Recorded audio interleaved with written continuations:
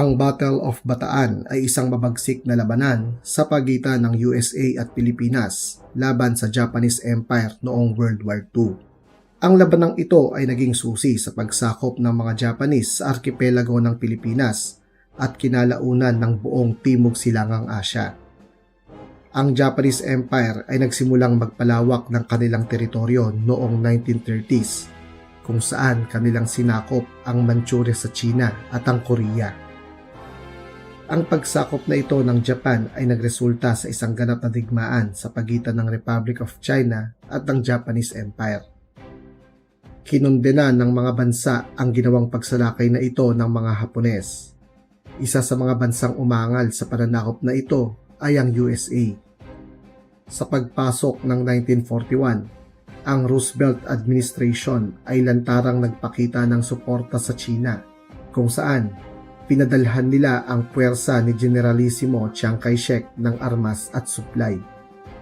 Sumunod, nagpataw ang mga Amerikano ng embargo kung saan hindi na nila binentahan ang mga Japanese ng langis at bakal, mga materyales na sobrang halaga para sa war machine ng Japanese Empire. Nagbigay ng ultimatum ang USA na hindi nila aalisin ang mga economic sanctions sa Japan hanggat hindi nila nililisan ang Manchuria. Labis itong ikinagalit ng mga Hapones.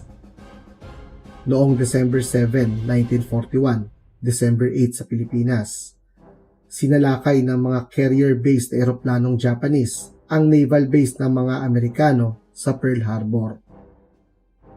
Libo-libong mga Amerikano at napakaraming barko nila ang napalubog o di kaya ay nasira. Halos kasabay ng pag-atake sa Pearl Harbor, sinalakay naman ng mga land-based na eroplanong Japanese mula sa Taiwan ang Clark Airfield, Nichols Airfield at ang naval base sa Cavite.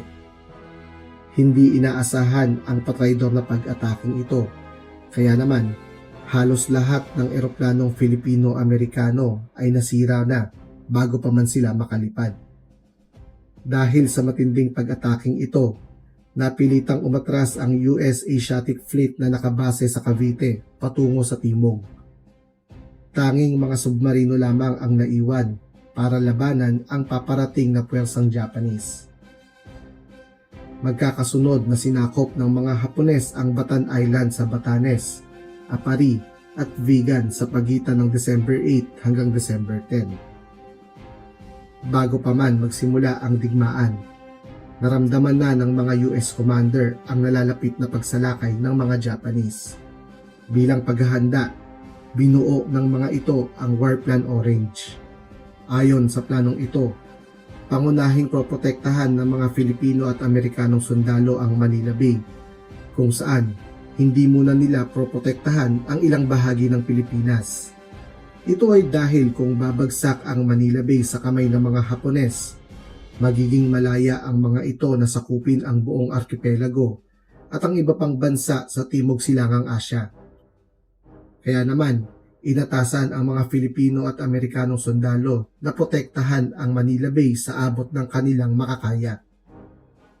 Kung sakaling desperado na ang sitwasyon, ang mga puwersang Filipino-Amerikano ay aatras patungo ng Bataan at Corregidor. Patuloy silang lalaban mula sa mga lugar na ito habang naghihintay na mabawi ng US Navy ang Pilipinas sa loob ng 6 na buwan. Gayunpaman, ibinasura ni MacArthur ang planong ito dahil para sa kanya, masyado itong defeatist at hindi rin siya naniniwala na makababalik ang US Navy sa loob ng 6 na buwan kung sakaling masakop ang Pilipinas ng mga Hapones. Kapalit nito, kanyang inilatag ang War Plan Rainbow 5. Ayon sa planong ito ni MacArthur, poprotektahan ng kanyang puwersa ang buong Pilipinas. Kaya naman, ang mga supply ng langis, bala, bomba at maging mga sundalo niya ay ikinalat sa iba't ibang bahagi ng Pilipinas. Sa kasamaang palad, nang lumala ang sitwasyon ng labanan, napilitan si MacArthur na baliin ang kanyang sariling plano at ibalik ang War Plan Orange. Sa pag-atras ng mga sundalong Filipino-Amerikano sa Bataan, Wala dito ang kanilang kinakailangang mga supply dahil na rin sa kagagawan ni MacArthur. Ang estratehikong pagkakamali na ito ni Douglas MacArthur ay magkakaroon ng napakabigat na kabayaran. Noong December 20, namataan ng mga submarinong Amerikano ang main Japanese fleet na patungo na ng Lingayen Gulf. Sa kabila ng kaalamang ito, nabigo ang mga submarinong Amerikano na pigilan ang pagdating ng mga Hapones. Sa pagsapit ng December 22, dumaong ang Japanese Invasion Force sa pamumuno ni Masaharu Homma sa may Lingayen Gulf sa may bahagi ng Pangasinan. Hinarap ang pwersang ito ng mga Filipinong sundalo alinsunod sa Warplan Rainbow ni MacArthur, ngunit mabilisan silang naitaboy ng mga Hapones.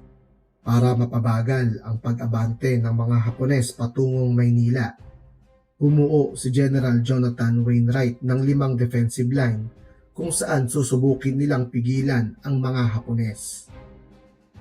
Ang unang linya rito ay ang Aguilar San Carlos Urdaneta Line. Ikalawa ay ang Agno River. Ikatlong linya ang Santa Ignacia Herona Gimba San Jose Line. Ikaapat ang Tarlac Cabanatuan Line. At ang ikalima ay ang Bamban Line. Ang mga defensive line na ito ay binantayan ng mga Filipinong sundalo kung saan nagawa nilang mapabagal ang pagsalakay ng mga Japanese. Gayunpaman, unti-unti silang napaatras dahil sa matinding aerial bombardment ng mga Hapones. Ating tandaan na halos wala ng eroplano ang mga Filipino at Amerikano dahil sa mga naunang air raid ng mga kalaban. Lalong lumala ang sitwasyon ng labanan nang dumaong sa Lamon Bay sa probinsya ng Quezon ang ikalawang Japanese Invasion Force noong December 23, 1941. Dalawang magkaibang puwersa ang kakaharapin ng mga Filipino at Amerikanong sundalo. Ang puwersa mula sa Lingayen Gulf sa hilaga at ang puwersa mula sa Lamon Bay sa timog. Dahil dito, napilitan si MacArthur na palitan na nga ang Warplan Rainbow at ibalik ang Warplan Orange, ang planong pag-atras sa Bataan at Corregidor. Habang nagaganap ang mga ito, inilikas si Presidente Manuel L. Quezon, kanyang pamilya, at mga pinuno ng pamahalaang Commonwealth sa isla ng Corregidor noong December 24. 2 araw makalipas nito, noong December 26, inanunsyo ang Maynila bilang isang open city upang maiwasan ang pagkasira nito. Para protektahan ang mga umaatras na sundalong Filipino-Amerikano papuntang Bataan, gumawa ng panibagong defensive line si Jonathan Wainwright. Ito ang Porac-Guagua Line. Ito ang unang pagkakataon na direktang magkakaharap ang mga sundalong Amerikano at mga Japanese sa isang labanan. Pinrotektahan ng 21st at 11th Division sa ilalim ni Coronel Mateo Capinpin at Brigadier General William Broger ang defensive line mula January 1 hanggang January 5. Nagawa nilang tulungan ang malaking bilang ng kanilang mga kasamahan na ligtas na makarating ng Bataan at Corregidor. Nang makatawid na ang mga sundalo, inabandona na ng 21st at 11th Division ang kanilang pwesto sa Porac-Guagua Line para makasali sila sa main battle line sa Bataan.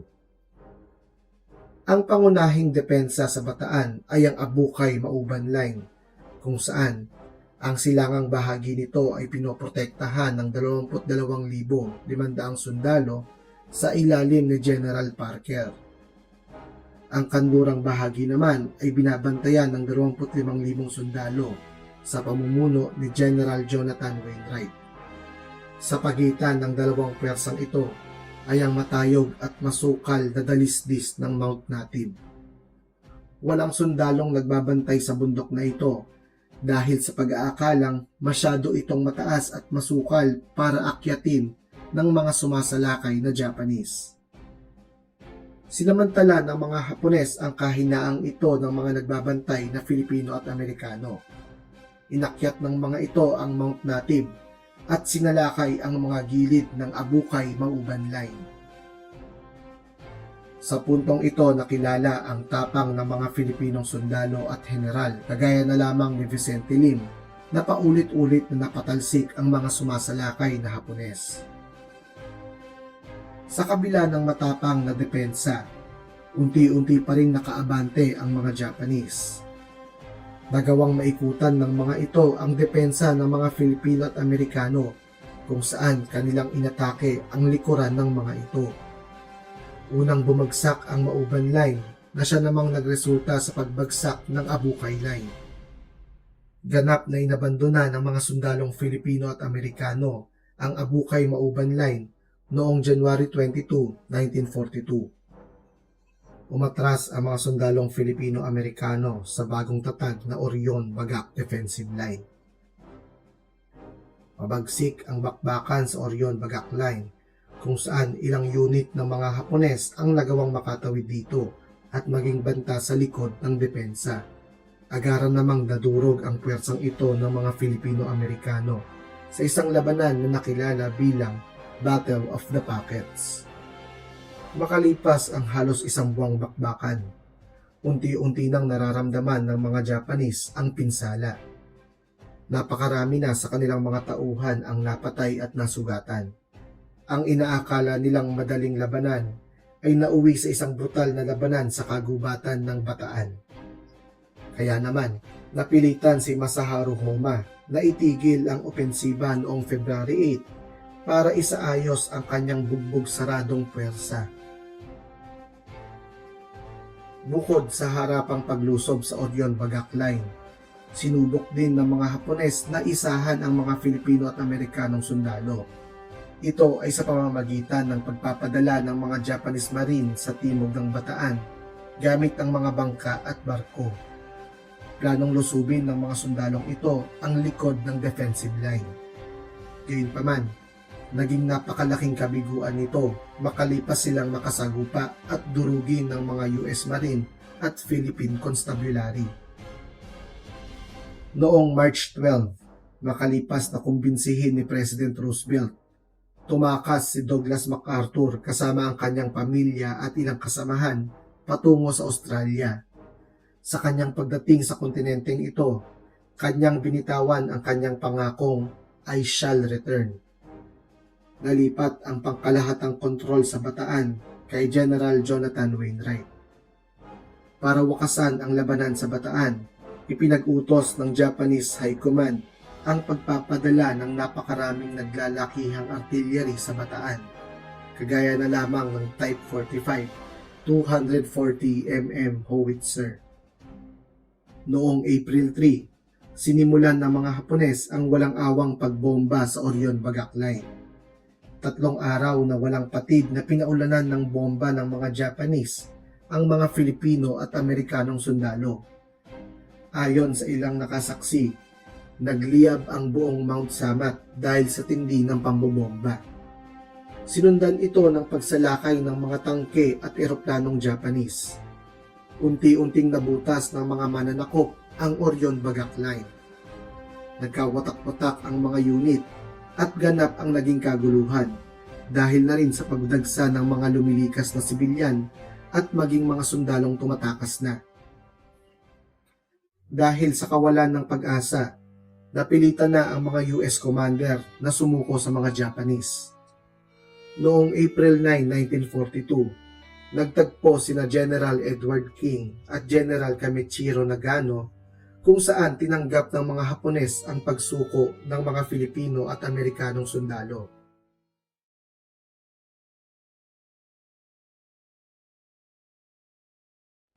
Hindi inaasahan ng mga Japanese commander ang dami ng mga sumukong Filipino at Amerikano, kung saan ang kanilang bilang ay humigit sa 76,000, malayong malayo sa bilang na kayang suportahan ng mga Hapones. Nais alisin ni Masaharu Homma ang napakaraming mga POW na ito sa lalong madaling panahon bilang paghahanda para sa kanilang pagsalakay sa Corregidor. Gayunpaman, walang sapat na mga truck at iba pang mga sasakyan ang mga Hapones para sa mga bihag. Kaya naman, Pinili ng mga Hapones na paglakarin ang mga Filipino at Amerikanong POW patungo sa Capas Tarlac kung saan naroon ang Camp O'Donnell. Ang mga bihag ay unang tinipon sa bayan ng Mariveles at Bagak. Isa-isang kinapkapan ng mga Hapones ang mga bihag para makuha ang anumang mahalagang gamit nila. Sino mang sundalo, Filipino man o Amerikano, ang mahulihan ng souvenir mula sa Japan ay agarang pinapatay ng mga Japanese dahil sa hinalang kinuha nila ito sa katawan ng kanilang mga kasamahan. Mula sa mga bayan na ito, naglakad ang mga bihag hanggang San Fernando, Pampanga. Matinding pasakit ang inabot ng mga Japanese sa halos 4 na buwang labanan sa Bataan. Kaya naman, ibinuhos ng mga Japanese ang kanilang galit sa mga walang labang mga bihag. Isa sa pinakaunang war crime sa Pilipinas na naitala ay naganap noong Bataan Death March. Taliwas sa utos ni Masaharu Homa ng isang mapayapang marcha, ipinag-utos ni Colonel Masanobu Chuji ang pagpaslang sa 400 Filipinong officer at NCO sa gilid ng Pantingan River.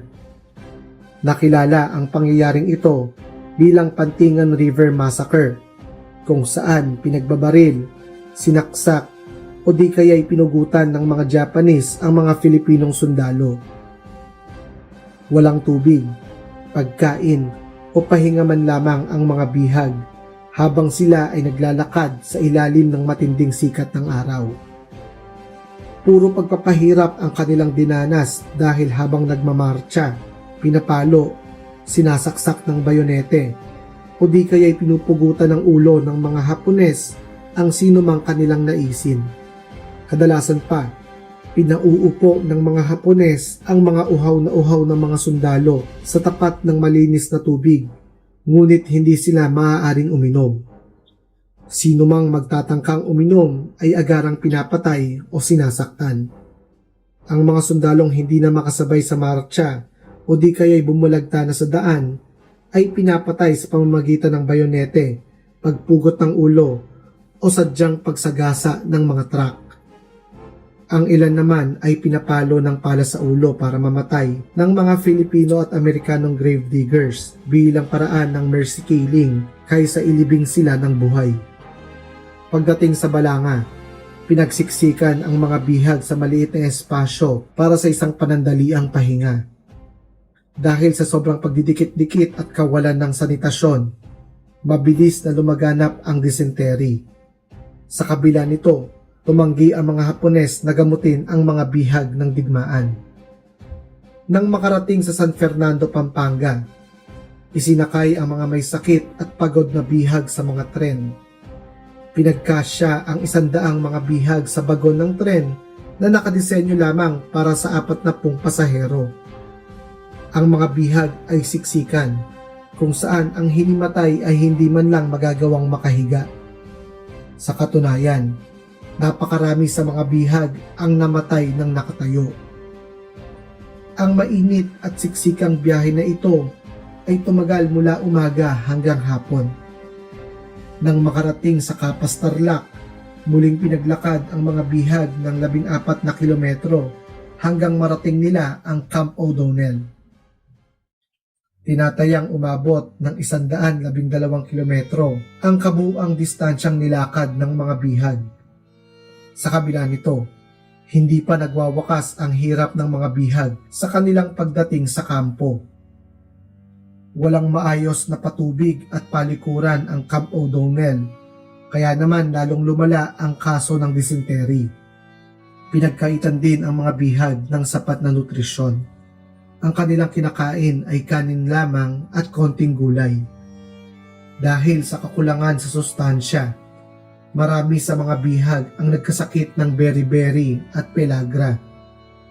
Pinaniniwala ang 20,000 mga sundalong Filipino ang nasawi sa Camp O'Donnell, samantala halos 2,000 naman para sa mga Amerikano.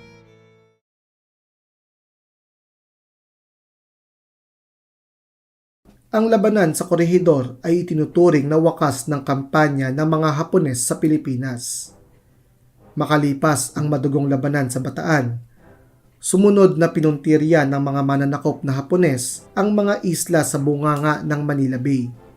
Napakahalaga para sa mga Hapones na makubkob ang mga isla sa Manila Bay, kabilang narito ang Corregidor para kanilang mapakinabangan ang mga daungan sa Maynila at Cavite. Ang Corregidor ay kinikilalang Gibraltar of the East dahil sa estratehiko nitong posisyon sa gitna ng lagusan papasok ng Manila Bay. Gamit ang mga naglalakihang coastal guns nito, kayang-kayang palubugin ng mga depensa ng Corregidor ang anumang bantang magmumula sa dagat papasok ng Maynila. Ang Corregidor ay hugis buteteng isla na may habang 5.6 kilometers at lawak na 1.5 kilometers. Ang pinakamalawak at mataas na bahagi ng isla ay ang topside, kung saan matatagpuan ang karamihan ng kanilang artillery at coastal guns. Ang gitnang bahagi naman o middle side ay naglalaman ng barracks ng mga sundalo at imbakan ng mga supply. Ang buntot ng Corregidor naman ay ang tinatawag na bottom side, kung saan naroon ang mga daungan ng barko at bangka at tirahan ng ilang mga sibilyan. Ang isla ng Corregidor ay mayroong malawak at komplikadong tunnel system, kung saan nagkuta ang mga sundalo para iligtas ang kanilang sarili mula sa pambobomba ng mga kalaban. Bukod sa pagiging taguan, nagsilbi din ang mga tunnel na ito bilang ospital at headquarters. Ang pinakakilalang tunnel dito ay ang Malinta Tunnel, kung saan naging headquarters ito ni General Douglas MacArthur at kinalaunan ni Jonathan Wainwright. Mayroon itong makakapal na pader at kisame na gawa sa konkreto at bakal, proteksyon laban sa mga bomba. Mayroon din itong ospital, imbakan ng bala at supply, at maging maliit na tren para sa isang mabilisang paglalakbay. Ang Corregidor ay mayroong 45 coastal gun at mortar, 72 anti-aircraft gun, at mga controlled mines o bombang pasasabugin kapag malapit na ang kalaban. Mayroong dalawang 12-inch gun ang isla, ang Battery Hearn at ang Battery Smith. Pareho itong may distansyang 27,000 meters o 27 kilometers. Ang dalawang battery na ito sa Corregidor ay ang kanilang armas na may pinakamahabang range. Maaari ding umikot ang dalawang battery na ito ng 360 degrees, kaya naman maaari nilang tirahin ang anumang papalapit na kalaban sa kahit na anong direksyon. Ang depensa ng Corregidor ay sinusuportahan ng ilan pang mas maliliit na island fort sa paligid nito. Ang Caballo Island sa timog ng Corregidor ang sumunod na malaking isla sa Manila Bay. Pinamumunuan ito ni Commander Francis Bridget, kung saan mayroon itong 800 mga sundalo. Armado ang Caballo Island ng 13 coastal guns. Wala ito masyadong anti-aircraft gun dahil protektado naman ito ng mga anti-aircraft gun sa Corregidor. Ang Fort Drum sa ilalim ng Caballo Island ang itinuturing na pinakakakaiba sa mga island fort ng Manila Bay. Pinatag ng mga military engineers ang El Fraile Island, kung saan sa ibabaw nito gumawa sila ng isang konkretong bunker na hugis battleship. Mayroon itong habang 350 feet at lapad na 144 feet. Ang semento at bakal nitong mga pader ay may kapal na 25 hanggang 36 feet. Bukod sa makakapal na pader, ang Fort Drum ay armado rin ng 4 na 14-inch gun, 4 na 6-inch gun at 2 anti-aircraft gun. Ang mga depensang ito ay tunay na kahanga-hanga, kaya't pinaniniwalaan noon na hindi kayang sakupin ni Numan ang Fort Drum. Ang pinakahuling isla dito ay ang Carabao Island. 500 meters lamang ang layo mula sa baybayin ng Cavite. Mayroon itong 2 14-inch gun, 8 12-inch mortar, 4 na 155mm GPF, at iba't ibang anti-aircraft gun at iba pang mga beach defensive weapon. Tinatayang humigit kumulang 13,000 mga sundalong Filipino at Amerikano ang nakakalat sa 4 na islang ito para protektahan ang bunganga ng Manila Bay. Unang pinuntiryan ng aerial bombardment ng mga Hapones ang Corregidor noong December 29, 1941. Nasira ng 2 oras na pambobombang ito ang mga barracks at imbakan ng gasolina sa middle side ng Corregidor. Sinundan ito ng mas matinding pambobomba noong January 1 kung saan ang bombardment ay tumagal ng 3 oras. Gayunpaman, nahinto ang pagbomba sa Corregidor nang malipat ang atensyon ng mga Hapones sa mas malaking labanan sa Hilaga, ang Battle of Bataan. Tumagal ang panandaliang kapayapaang ito ng buong January, kung saan manakanakang pagbomba lamang ang naranasan ng mga defenders sa Corregidor. Ginamit nila itong pagkakataon upang patatagin ang kanilang depensa. Noong February 3, 1942, dumaong ang submarinong USS Strout sa Corregidor para mag-deliver ng mga bala at bomba. Sakay din ng submarinong ito ang 20 toneladang ginto at silver mula sa mga bangko ng Pilipinas. Dinala ang mga ito sa USA para maiwasang mapunta ang mga ito sa kamay ng mga Hapones. Habang nagaganap ang mga ito, unti-unting lumalala ang sitwasyon sa Bataan. Kaya naman noong March 12, nilisan ni MacArthur ang Corregidor patungong Australia alinsunod na rin sa utos ni President Roosevelt. Siya ay pinalitan ni Jonathan Wainwright bilang commander ng puwersang Filipino-Amerikano sa Pilipinas. Ang mga sundalong Filipino at Amerikano ay dumanas ng malaking kakulangan sa pagkain at tubig. Ang bawat sundalo ay nilalaanan lamang ng 850 grams ng pagkain kada araw. Karagdagan pa rito, 2 beses lamang sa isang maghapon sila maaaring uminom ng tubig. Dahil sa matinding kagutuman, maging ang mga bangkay ng mga kabayo ay kanilang hinihila sa loob ng tunnel para katayin at kainin. Labis na nakaapekto ang kagutumang ito sa performance ng mga sundalo sa labanan, kung saan marami sa mga ito ang nanghina at nagkaroon ng malabong paningin.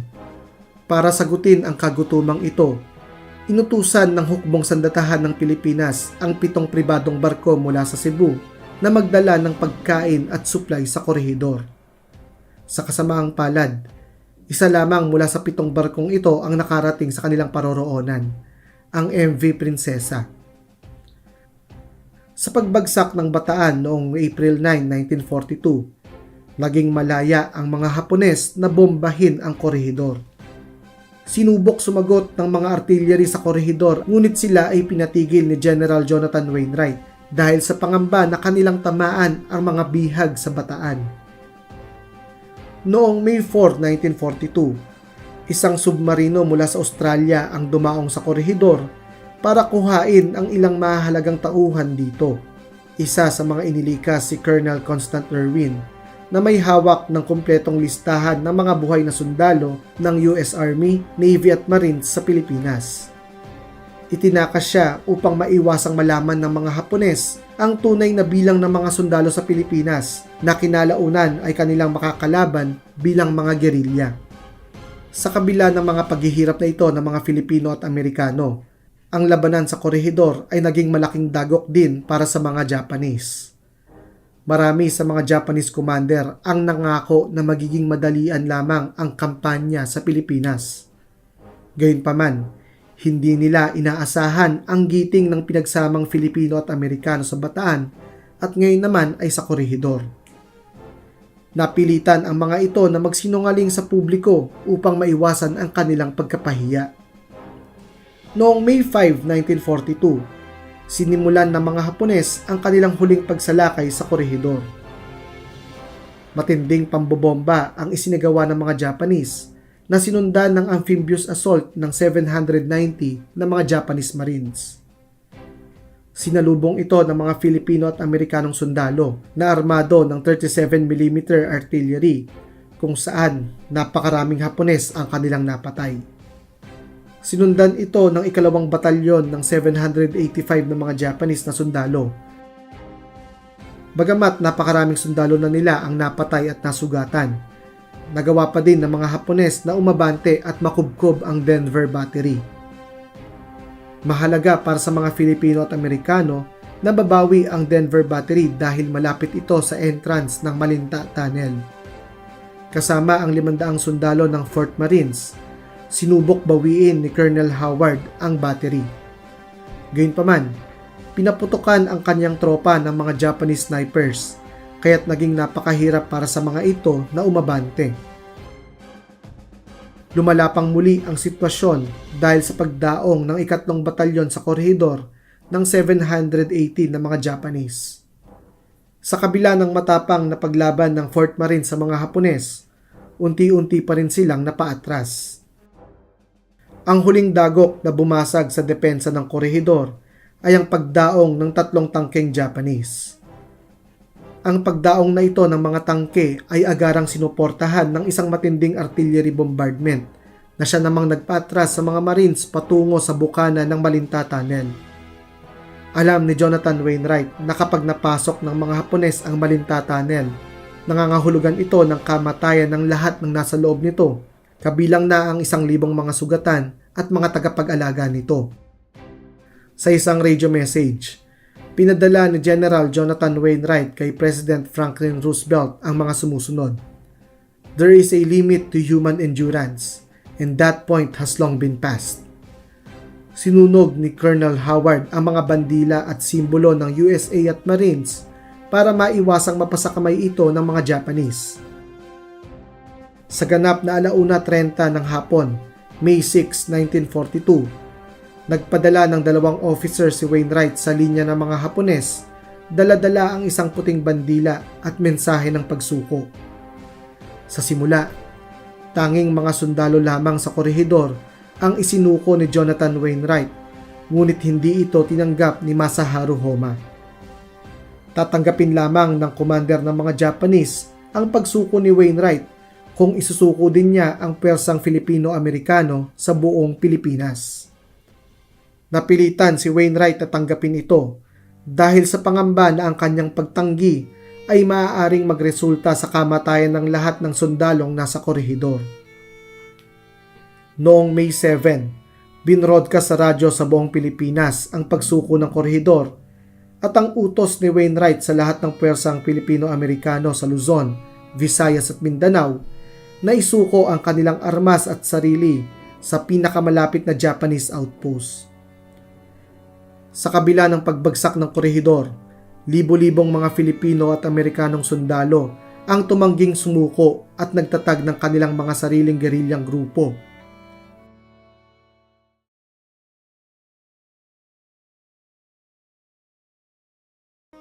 Matapos ang pagbagsak ng Bataan at korehidor noong 1942, idineklara ng mga Hapon na tapos na ang labanan. Ngunit sa totoo lamang, isang mas tahimik ngunit napakabangis sa digmaan ang naghihintay sa kanila. Habang ang watawat ng Pilipinas ay binagsak at pinalitan ng bandilang Hapones, ang apoy ng paglaban ay nagpatuloy sa mga tagong lugar sa kabundukan, kagubatan, at maging sa loob ng mga lungsod. Sa buong kapuluan, iba't ibang unit ng mga gerilyang lumalaban sa mga Hapones ang nabuo. Marami sa mga sundalong USAFE ang tumangging sumunod sa utos ng pagsuko at tumakas patungong kabundukan upang ipagpatuloy ang laban. Bukod sa mga dating sundalo, marami ding mga sibilyan ang lumisan sa mga lungsod upang sumali sa digmaang bayan laban sa mga Hapones. Sa puntong ito ng ating episode, ating isa-isahin ang mga pinakamalalaking guerrilla group na umusbong sa Pilipinas. Sa Mindanao, pinamunuan ni Colonel Wendell Fertig ang isa sa pinakamalaking pwersang gerilya sa Pilipinas. Itinatag niya ang guerrilla group na ito matapos siyang tumangging sumuko at kanyang pinamunuan ang mga natitirang sundalo at sibilyan para maging isang mabisang pwersang panlaban sa mga Hapones. Tinatayang mayroong 30,000 na mga personel ang kanyang organisadong hukbo na kinabibilangan ng parehong mga dating sundalo at sibilyan.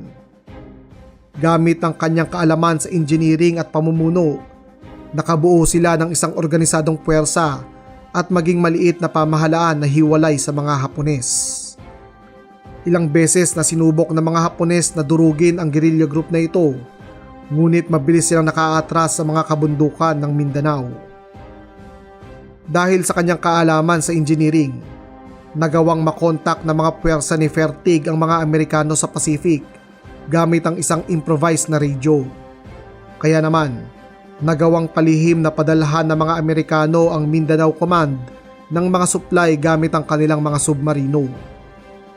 Sa loob ng 2 taon at kalahati, pinarusahan ng mahuhusay na gerilyang ito ang mga Hapones sa Mindanao kung saan lubos na nahati ang kanilang resources at mga sundalo sa pagitan ng pamamahala at pagsugpo ng mga gerilyang hindi nila mahuli-huli.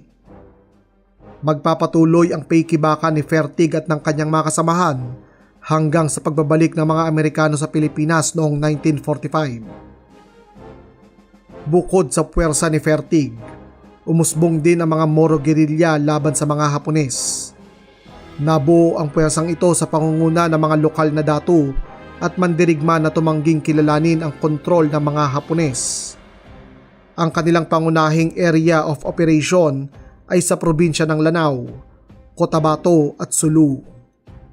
Nakilala ang bagsik ng mga Moro gerilya sa kanilang mga biglaang pagsalakay gamit ang kanilang mga tradisyonal na armas laban sa mga Hapones. Armado ng kris, barong, espada, kasama ang mga armas na nakuha nila mismo sa mga Hapones. Walang takot na sumasalakay ang mga Morong gerilya sa mga puwersang Hapones sa kabundukan ng Mindanao. Lubos silang kinatakutan ng mga Hapones kung saan kanilang napakawalan ang malaking bahagi ng Mindanao 6 na buwan bago pa bumalik ang mga Amerikano sa Pilipinas. Sa Visayas naman, maraming lalawigan tulad ng Panay, Cebu at Negros ang nagtatag ng kani-kanilang mga guerrilla unit na tinatayang umabot ang 20,000 mga sundalo. Ilan sa mga pinakakilalang leader na ito ay sina Colonel Macario Peralta ng Panay, Colonel James Cushing ng Cebu, at Colonel Salvador Abcede ng Negros. Naging napakalakas ng puwersa ng mga Bisayang gerilya na ito dahil sa kanilang matibay na koneksyon sa mga lokal na komunidad at ang kanilang kakayahang magpatupad ng sariling pamahalaang sibil na hindi kontrolado ng mga Hapones. Dahil sa tapang at diskarte ng mga Bisayang gerilya, nanatiling bukas ang tenga at mata ng US Command sa mga kaganapan sa Visayas dahil sa kanilang tuloy-tuloy na pagpapasa ng mga impormasyon. Labis din nilang napahina ang kontrol sa kanayunan ng mga Hapones kung saan sila ang tunay na naghahari. Sa katunayan, ang mga Hapones ay nakakapagpatupad lamang ng kanilang kapangyarihan sa malalaking lungsod ng Visayas, ngunit sila ay napaliligiran na ng mga gerilya sa nayon. Ngayon naman, dumako tayo sa isla ng Luzon. Sa iba't ibang bahagi ng Luzon, kabilang na ang Ilocos, Cagayan Valley, Bicol at Katagalugan, umusbong ang mga lokal na guerrilla unit na may pinagsamang bilang na libo-libong mga fighters mula sa mga dating USAFE, mga sibilyan at marami pang iba. Unahin natin ang Markings Guerrilla. Ang Markings Guerrilla ay pinamunuan ni Marcos Agustin o Marking na nag-operate sa probinsya ng Rizal at mga kalapit na lalawigan. Ang kanilang puwersa ay tinatayang umabot ng 10 hanggang 15,000 personnel. Karamihan sa kanilang mga armas ay mula sa mga naiwan ng USAFE, mga nakumpiska mula sa mga Hapones, at ilang mga itinapon ng mga Amerikano mula sa himpapawid. Labis na naging mabisa ang Markings Guerrilla dahil sa kanilang pakikipagtulungan sa iba pang guerrilla force sa Luzon, kagaya ng Wachi Guerrilla na binubuo ng mga Filipino-Chinese fighters at iba pang mas maliliit na hukbo sa Rizal Province. Magpapatuloy ang kanilang pakikibaka hanggang sa pagbabalik ng mga Amerikano noong 1945 kung saan sila mismo ang kumubkob sa Ipo Dam sa Bulacan para makontrol ang tubig na inumin ng mga puwersang Hapones nang maganap ang Battle of Manila. Sumunod na guerrilla group naman ay ang Hunter ROTC. Binubuo ito ng mga dating estudyante at kadete ng ROTC mula sa Maynila at kalapit na universidad kagaya ng Ateneo de Manila, Letran, San Beda at University of the Philippines, kung saan tumanggi silang sumuko at nagtungo sa kabundukan matapos bumagsak ang Bataan. Bagamat well-trained, sila ay mga estudyante lamang Ngunit hindi ito naging hadlang upang ipagpatuloy nila ang kanilang pakikipaglaban. Tinatayang nasa 8,000 hanggang 10,000 fighters ang nasa hanay ng Hunter ROTC. Ang kanilang pangunahing area of operation ay ang Metro Manila at ang mga kalapit na probinsya nito kagaya ng Rizal, Bulacan at Laguna. Ang kanilang kontribusyon ay ang serye ng mga operasyon na nagpahina sa moral at kontrol ng mga Hapones sa Kalakhang, Maynila.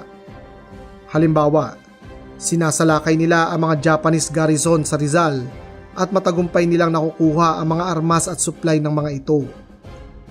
Naging bantog din ang Hunter ROTC sa kanilang mahalagang ambag sa Battle of Manila noong 1945, kung saan sinuportahan nila ang mga pwersong Amerikano at iba pang mga guerrilla group sa pagsuyod sa mga Japanese garrison sa lungsod, pagbibigay ng kritikal na impormasyon sa mga liberator, at tumulong sa pagpapalaya ng mga bihag ng digmaan.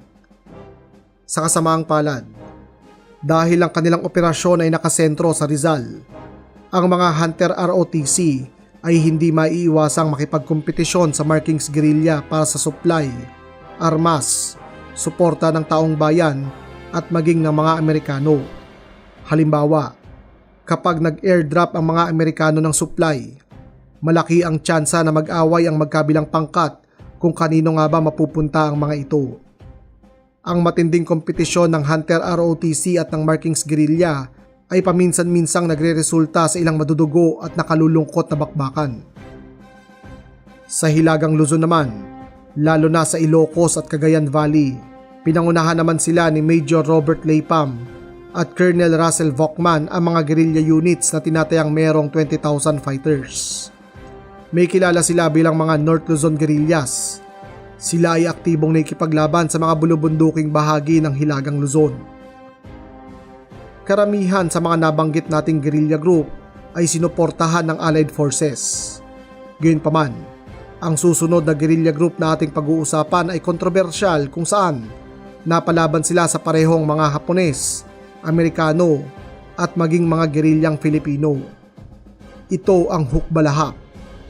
Sa gitnang Luzon, si Luis Taruk at ang Hukbalahap o ang Hukbong Bayan laban sa mga Hapon ay lumaban gamit ang organisadong kilusang masa noong 1942. Nabuo ang Hukbalahap mula sa mga dating kasapi ng Partido Komunista ng Pilipinas, mga magsasaka at ilang mga sundalo. Kumpara sa ibang mga gerilya, ang kanilang motibasyon ay hindi lamang paglaban sa mga mananakop, kundi pati na rin ang adhikaing makamit ang tunay na hustisyang panlipunan at ang pagbuwag sa bulok na sistema ng palupa sa Pilipinas kung saan ang mga magsasaka ay laging inaapi ng mga Panginoong may lupa. Umabot sa 20 hanggang 30,000 mga sundalo ang kanilang puwersa sa kanilang kasagsagan. Naging napakamakapangyarihan ng Hukbalahap dahil sa malawak na suporta ng mga mahihirap at magsasakang Filipino. Marami sa mga pobreng Filipino ang umasa na sa pamamagitan ng Hukbalahap, makalalaya sila sa mga Hapones at makakamit din nila ang lupang matagal na nilang inaasam makalipas ang digmaan. Gayunpaman, dahil sa kanilang sosyalistang ideolohiya, hindi nakatanggap ang mga Huk ng anumang suporta sa mga Amerikano. Kaya naman madalas silang nakararanas ng kakulangan sa armas, supply at maging pagkain. Dahil sa husay ng mga Huk sa labanan, kanilang napalaya ang malaking bahagi ng gitnang Luzon kung saan ang mga Hapones ay hindi man lamang nakapagpatupad o nakapapasok lamang sa kanilang teritoryo. Sila din ang tumayong inspirasyon ng mga magsasaka na kaya nilang lumaban para sa kanilang sariling kalayaan at karapatan. Sa likod ng kanilang matatag na paikibaka, ang araw-araw na buhay ng mga gerilya ay puno ng sakripisyo at kahirapan. Sa mga kabundukan at kagubatan sila naninirahan, laging nagtatago sa panganib ng mga Hapones. Madalas ay kaunting kanin, kamote o anumang makuhang pagkain sa paligid lamang ang kanilang pagkain. Sa tulong ng mga lokal na komunidad, sila ay nakatatanggap ng supply at impormasyon. Ngunit lagi itong may kasamang panganib, lalo na sa mga sibilyan na tutulong sa kanila. Ang kanilang komunikasyon ay umaasa sa mga mensaherong naglalakad ng napakalayo, gumagamit ng lihim na karatula at mga radyo na gawa o inangkop lamang sa mga naiwan ng USAFE. Sa ganitong paraan, nagagawang makipag-ugnayan ng mga gerilya sa kanilang kapwa guerrilla group at kinalaunan sa mga Amerikano sa Pacific. Dahil hindi nila kayang tapatan ang lakas militar ng mga Hapones, ginamit naman ng mga Filipinong gerilya ang kanilang utak. Makalipas nilang banatan ang mga kalaban, mabilis silang naglalaho sa mga kagubatan at bundok. Dahil dito, natanim ang malalim na takot sa isipan at puso ng mga Hapones kung saan lagi nilang iniisip na baka may gerilyang sasalakay sa kanila saan mang panig ng Pilipinas. Nagsagawa din sila ng mga pananabutahe kung saan kanilang pinasabog ang mga tulay, riles at maging kalsada para pabagalin ang pagdating ng mga reinforcement at supply ng mga Hapones. Para naman sa mga kababaihang Filipino, napakalaki din ng kanilang ginampanan sa digmaan. Sila ang nagsisilbing mga nurses para gamutin ang mga sugatan, courier na nagdadala ng mahalagang mensahe at supply, at kung paminsan-minsan, mga frontline fighters. Napakarami ding mga Filipinong pamilya ang piniling ilagay sa peligro ang kanilang buhay sa pagbibigay ng kanilang tirahan at pagkain sa mga nagtatagong gerilya. Maging ang mga kabataan ay nag-ambag din sa pakikibaka laban sa mga Hapones. Marami sa mga kabataan na ito ang nagsilbing espiya, tagapagmasid ng galaw ng mga Hapones at tagapagdala ng mga mensahe mula sa isang unit patungo sa iba. Sa murang edad ay naging bahagi na sila ng communication at intelligence unit ng mga gerilya. Ang lahat ng ito ay nagpapatunay na ang pakikibaka ng mga gerilya ay hindi lamang sa labanan ng armas, kundi pati na rin ang tibay ng kalooban at pakikipagkapwa-tao. Ngunit ang kanilang kabayanihan ay may kapalit. Ang mga Hapones ay kilala sa malupit na ganti laban sa mga sibilyan at sa mga nahuling gerilya. Maraming baryo ang sinunog, libo-libong inosente ang pinaslang bilang parusa, at ang mga nahuli ay dumanas ng matinding pagpapahirap bago sila binawian ng buhay. May mga pagkakataon na buong komunidad ang pinaparusahan, gaya ng sa Batangas at Laguna kung saan isinagawa ang isang malawakang masaker bilang ganti sa mga operasyong gerilya. Ang banta ng ganitong karumal-dumal na kaparusahan ay laging nakaamba sa mga Filipinong tumutulong o nagkukubli sa mga gerilya. Ngunit hindi ito sapat upang patahimikin ang kanilang paglaban. Sa halip, lalo lamang nitong pinatindi ang galit at determinasyon ng mga Filipino na ipagpatuloy ang kanilang paikibaka. Ngayon naman, ating pag-usapan na ang paikipagtulungan ng mga gerilya sa pagpapalaya ng Pilipinas noong 1945. Bago pa man dumating ang mga barkong Allied, matyaga nang nagsusumite ng mga mapa, sketches at ulat ang mga gerilya tungkol sa mga eksaktong lokasyon ng mga Japanese forces, artillery position, at maging kanilang mga supply routes. Bukod sa pagiging source ng intelligence, napatunayan din ng mga gerilya bilang isang mabisang fighting force. Sa pamamagitan ng kanilang opensiba at sabotahe, napilitan ng mga Hapones na ikalat ang kanilang puwersa sa buong kapuluan, bagay na nagpahina sa kanilang depensa at nagbawas ng kanilang kakayahang mag-concentrate ng lakas laban sa mga bagong dating na Amerikano. Ayon sa mga ulat, bago pa man ang pagdating ng mga Amerikano noong 1945, tinatayang nasa 60 hanggang 70% na ng Pilipinas ang malaya o bahagyang napalaya na sa kontrol ng mga Hapones. Halimbawa sa Mindanao, tanging ang coastal city lamang ng Davao at Cagayan de Oro ang tunay na kontrolado ng mga Hapones, samantalang ang kaloob-looban ng isla ay nasa kamay ng mga gerilya. Sa Visayas naman, hindi naman mapasok-pasok ng mga Hapones ang interior ng mga isla. Itinuring itong no-go zones ng mga sundalong Hapones. Sa isla ng Panay, ang mga Hapones ay maaari lamang makarating sa mga baybayin sa pangamba ng matitinding ambush sa pamumuno ni Colonel Macario Peralta. Sa Luzon naman, lubos na naging makapangyarihan ng mga gerilya tulad ng Hukbalahap, Markings Guerrilla, Hunter ROTC kung saan tanging mga major highway at mga malaking lungsod lamang ang hawak ng mga Hapones. Sa sobrang tindi ng paglaban ng mga gerilya, maaaring kontrolado ng mga Hapones ang kalsada sa umaga, Ngunit mapupunta na ito sa kamay ng mga gerilya pagsapit ng gabi. Hindi lamang labanan ang isinasagawa ng mga gerilyang Filipino. Marami sa kanila ang nagtatag ng mga tinatawag nating shadow government o mga sikretong pamahalaan na kumikilos ng malaya sa mga Hapones.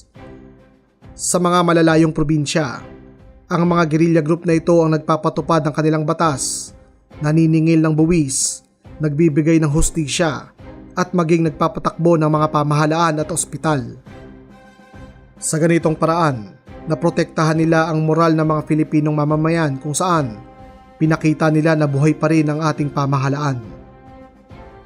Naging bahagi rin ang mga gerilya sa mga mapangahas na operasyon upang mailigtas ang mga bihag ng digmaan at sibilyan mula sa kamay ng mga Hapones. Isa sa pinakatanyag na operasyon na ito ay ang tinaguriang The Great Raid noong 1945, kung saan tinulungan ng mga gerilya ang mga puwersang Amerikano na mapasok ang Cabanatuan Camp at mapalaya ang mahigit 500 Amerikanong bilanggo. Sa Battle of Manila naman, tumulong din ang mga gerilya sa pagpapalaya ng mga bihag mula sa University of Santo Tomas Internment Camp. Bukod sa mga nabanggit, meron pang napakaraming mga maliliit na operasyon na ginampanan ng mga gerilya kung saan kanilang nailigtas ang mga bihag at napatakas mula sa malagim na kamatayan.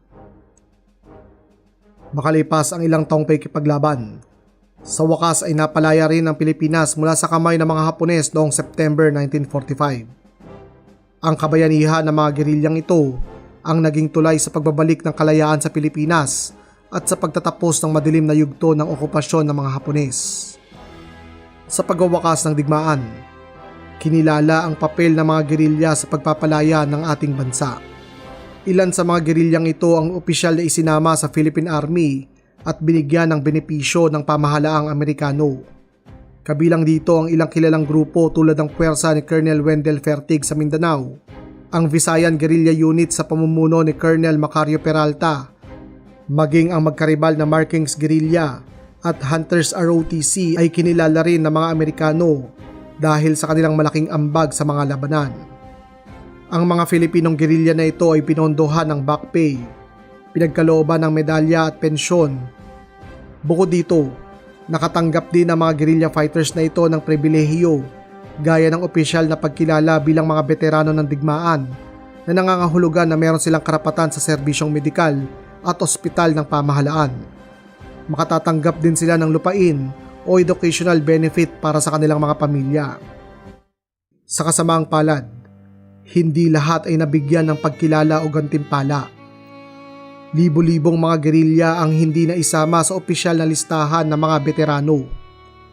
Sila ay nanatiling naghihirap sa kabila ng kanilang mga sakripisyo. Walang back pay, walang pensyon, at walang akses sa serbisyong medikal o edukasyon para sa kanilang pamilya.